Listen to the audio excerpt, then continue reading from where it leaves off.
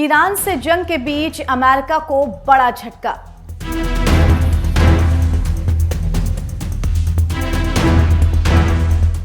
Iran संग जंग में चौथा प्लेन हुआ तबाह।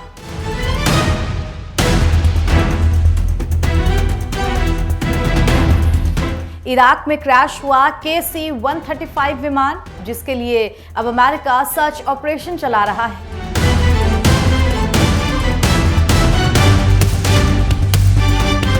फाइटर जेट की हवा में रिफ्यूलिंग कर रहा था ये अमेरिकी विमान।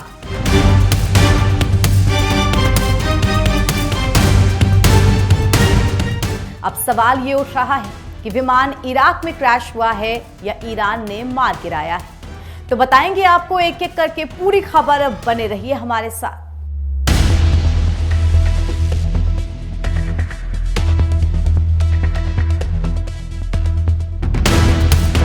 28 फरवरी को अमेरिका और इजराइल द्वारा ईरान पर किए गए हमलों के बाद से ही पूरे युद्ध क्षेत्र में लगभग आग लगी हुई है। इस संघर्ष में अमेरिकी सेना को लगातार जान माल का नुकसान भी उठाना पड़ रहा है। ईरान के साथ जारी भीषण सैन्य संघर्ष के बीच अमेरिका का एक विमान क्रैश हुआ है। बताया जा रहा है कि यह घटना उस समय हुई जब विमान हवा में ही दूसरे विमान की रिफ्यूलिंग कर रहा था। अमेरिकी सेंट्रल कमांड ने इसकी पुष्टि भी की है कि गुरुवार को पश्चिमी इराक में अमेरिकी वायुसेना का एक KC-135 रिफ्यूलिंग यानी ईंधन भरने वाला विमान दुर्घटनाग्रस्त हो गया। खबर यह भी आ रही है कि इस विमान में 5 क्रू मेंबर्स सवार थे। इराक में क्रैश हुआ यह विमान कोई छोटा मोटा हवाई जहाज नहीं है।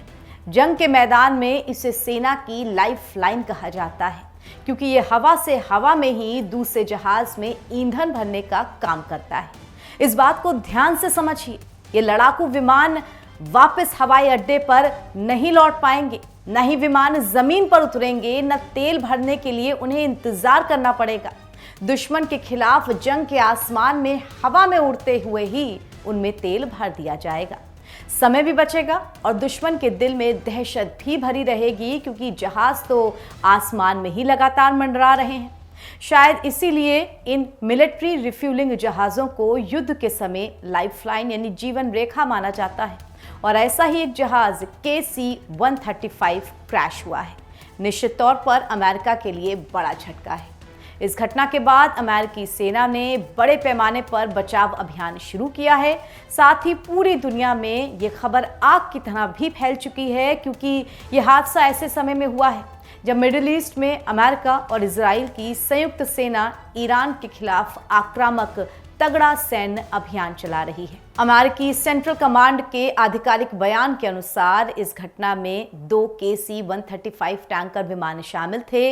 ये दोनों विमान ईरान के खिलाफ जारी अमेरिकी सैन्य अभियान, जिसे ऑपरेशन एपिक फ्यूरी के नाम से जाना जाता है, उसी के तहत लंबी दूरी के मिशन पर निकले लड़ाकू विमानों में ईंधन भरने का काम कर रहे थे। मिशन के दौरान एक विमान तो सुरक्षित रूप से उतरने में सफल रहा, यानी उसकी लैंडिंग हो गई, जबकि दूसरा पश्चिमी इराक के हवाई क्षेत्र में दुर्घटनाग्रस्त हो गया। अमेरिकी सेंट्रल कमांड सेंटकॉम ने यह बताया है कि अमेरिकी मिलिट्री का KC-135 एयरलिफ्ट विमान इराक के पश्चिमी हिस्से में दुर्घटनाग्रस्त हुआ है। क्योंकि इस घटना में शामिल दूसरा विमान सुरक्षित तरीके से लैंड करने में सफल रहा है, इसीलिए दूसरे का सर्च ऑपरेशन जारी है। सेंटकॉम के अनुसार ये घटना इराक के वायु क्षेत्र में हुई और ये ऑपरेशन एपिक फ्यूरी के तहत सैनिक मूवमेंट का हिस्सा थी। इस घटना में 2 विमान शामिल हुए थे। एक KC-35 विमान पश्चिमी इराक में दुर्घटनाग्रस्त हुआ, जबकि दूसरा विमान सुरक्षित लैंडिंग कर चुका है। अब दूसरे विमान और उसके क्रू मेंबर्स को खोजने के लिए तुरंत रेस्क्यू ऑपरेशन और बचाव अभियान शुरू कर दिया गया है। अधिकारियों ने स्पष्ट किया है कि यह हादसा फ्रेंडली एयर स्पेस में हुआ है।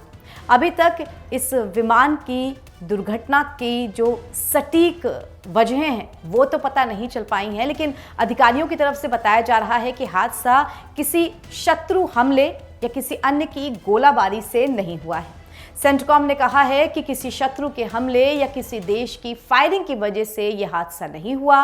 अब जैसे जैसे स्थितियां स्पष्ट होंगी वो और जानकारी मुहैया कराएंगे। लेकिन अब जिस तरह से अमेरिका इस हादसे को लेकर तुरंत से सफाई देने में जुट गया है, उससे सबकी नजरें कुछ टेढ़ी हुई हैं और सवाल भी उठ रहे हैं कि क्या ये विमान ईरान ने तो नहीं मार गिराया है, और अगर ईरान ने इसमें कोई हाथ नहीं लगाया किसी भी तरीके का, तो पूरी तरीके से चौकन्नी और मुस्तैद अमेरिकी सेना की तरफ से ऐसी गलती कैसे हुई जो उनको भारी पड़ सकती है, और वो भी ऐसे समय में जब अमेरिकी सेना दुनिया के लगभग हर देश को ये भरोसा दिलाने में जुटी हुई है कि स्ट्रेट ऑफ हॉर्मूज में फंसे हुए आपके जहाज़ों को हम सुरक्षित पार लगाएंगे। उनका खुद का जहाज जबकि दुर्घटनाग्रस्त हो रहा है। खैर, इस हादसे को लेकर अमेरिका की तरफ से दुश्मन के हमले से इनकार किया गया है और शुरुआती जांच के साथ ही आधिकारिक बयानों के अनुसार विमान का गिरना किसी दुश्मन की गोलीबारी या फ्रेंडली फायर जैसी अपनी ही सेना की गलती से हमला इसका परिणाम नहीं है। ये शुद्ध तौर पे दुर्घटना मानी जा रही है। फिलहाल इसे एक तकनीकी दुर्घटना के रूप में ही देखा जा रहा है। सेंट्रल कमांड ने अभी तक विमान में सवार चालक दल के सदस्यों की संख्या या उनकी स्थिति के बारे में कोई विस्तृत आधिकारिक जानकारी साझा नहीं की है। मोटे तौर पे सिर्फ सतही खबरें सामने आ रही हैं, जिसमें 3 या 4 या 5 क्रू मेंबर्स के शामिल होने की खबर बताई जा रही है। आइए अब बात कर लेते हैं KC-135 विमान की भूमिका के बारे में। इसे स्ट्रैटो टैंकर कहा जाता है, जो कि अमेरिकी वायुसेना का एक अत्यंत महत्वपूर्ण हिस्सा है। ये विमान हवा में ही लड़ाकू विमानों और अन्य सैन्य विमानों में ईंधन भरने की क्षमता रखता है, जिससे विमानों को बिना जमीन पर उतरे लंबी दूरी के मिशन पूरे करने में मदद मिलती है। ईरान जैसे बड़े भौगोलिक क्षेत्र में युद्ध जारी है और वहां पे ये विमान जीवन रेखा की तरह काम करता है। इस बीच आइए आपको KC-135 विमान की विशेषताएं भी बताते हैं। KC-135 एयरलिफ्ट विमान पिछले 60 वर्षों से अमेरिकी वायुसेना में ऑपरेशन में है। इसमें आमतौर पर 3 क्रू मेंबर्स होते हैं, पायलट, को पायलट और तीसरे व्यक्ति को, जो अन्य विमान को ईंधन देने वाले मशीनरी को ऑपरेट करता है। कुछ मिशंस में नेविगेटर्स की भी आवश्यकता होती है और ये विमान अधिकतम 37 पैसेंजर्स ले जाने में सक्षम है। साथ ही आपको ये भी बता दें कि अमेरिका, इजराइल और ईरान के बीच युद्ध की जब शुरुआत हुई थी, तो शुरुआती दौर में अमेरिकी मिलिट्री ने कुवैत में 3 F-115E फाइटर जेट खो दिए थे। सेंटकॉम के अनुसार जेट कुवैती वायु रक्षा क्षेत्र में गलती से मार गिराए गए थे, यानी कि उस समय ये फ्रेंडली फायर की वजह से दुर्घटनाग्रस्त हुए थे। ये घटना उस समय में हुई थी जब हमले जारी थे, जिसमें इराकी विमान बैलिस्टिक मिसाइल्स और ड्रोन हमले कर रहे थे। हालांकि सभी तब 6 क्रू मेंबर्स सुरक्षित रूप से पैराशूट से बाहर निकाल लिए गए थे। तब सेंटकॉम ने यह भी बताया था कि कुवैत ने इस घटना को स्वीकार किया है और अमेरिकी मिलिट्री ने उनके बचाव प्रयासों में सहयोग के लिए आभार जताया है। मगर उन 3 विमानों के गिरने से जो मिलिट्री नुकसान नहीं हुआ था, वो इस चौथे विमान के गिरने से हो गया। KC-135 विमान अमेरिकी वायुसेना ने खो दिया, जो कि बेहद जरूरी विमान था।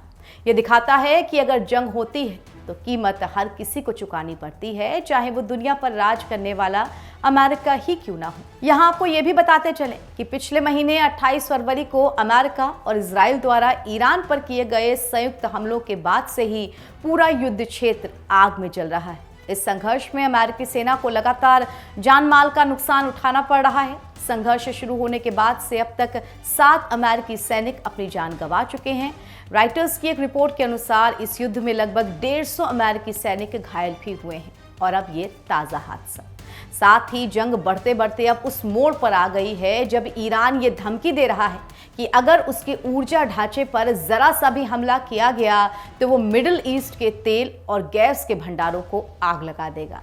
तो इसे साफ तौर पे समझा जा सकता है कि ईरान भी वापस रिटेलिएट कर रहा है, अपने ऊपर हुए हमलों का मुंहतोड़ जवाब देने में खुद को सक्षम बता रहा है। अमेरिकी वायुसेना की तरफ से एक फाइटर जेट और खोने की जो गलती है वो भी हो चुकी है। तो अब देखना दिलचस्प होगा कि ये युद्ध किस मोड़ पर पहुंचता है और उसकी तमाम ताज़ा तरीन खबरें हम आप तक लाते रहेंगे। अपडेट्स जानने के लिए हमारे साथ जुड़े रहिए। फिलहाल इजाज़त दीजिए, नमस्कार।